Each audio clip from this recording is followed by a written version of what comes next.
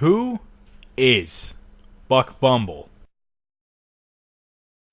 Well, he's a bumblebee that likes to play with guns. That's about it. Buck Bumble is a game released for the Nintendo 64 in 1998. You might be able to call it one of the more obscure N64 titles. Yeah, the N64 had a lot of games that would satisfy that criteria. In fact, many people claim the N64 only has 20 good games and the rest are crap. That's ridiculous. I could think of at least 30, but that's besides the point. The game was made by Ubisoft. I suppose this was before they had their great reputation that came with Rayman and Assassin's Creed. If a game was made by Ubisoft today, I'd expect it to be a million seller without question, unless it had to do with those fucking rabbits. But of course, back then, many of their games would have gone under the radar. Oh, and it was also made by Argonaut Software. They were involved with the original Star Fox. I'll be mentioning Star Fox a lot, so hold on to your seats.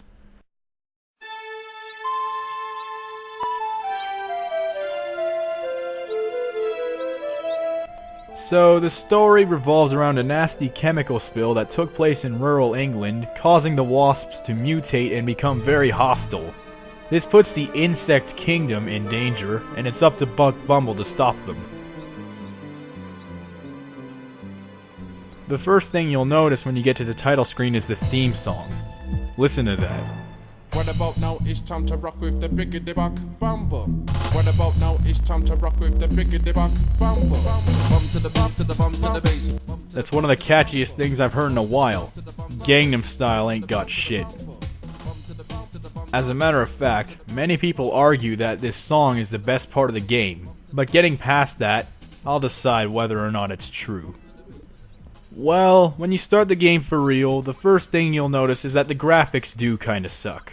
You may think it's not worth complaining about since it's so old, but if you watched my last review, you may remember me comparing Earthworm Jim 3D to Banjo-Kazooie, stating that it's ridiculous that Earthworm Jim was released a year later and the graphics aren't half as good. Well, similarly, this was released the same year as Banjo-Kazooie, and no, it doesn't look anywhere close to it. Also, look at this fog. And if you were to play it on the actual console, the game will also suffer from poor frame rate and an even worse resolution. But if I've learned anything from Nintendo in recent years, it's that the graphics don't always matter as long as the gameplay is fun. And is the gameplay fun? Let's find out. If you haven't guessed it already, this is a third-person shooter where you fly around and kill all in your path. You may be able to compare it to Star Fox, except it's free roaming as opposed to on rails. Also, you'll find a large variety of weapons to be more efficient in destroying your enemies.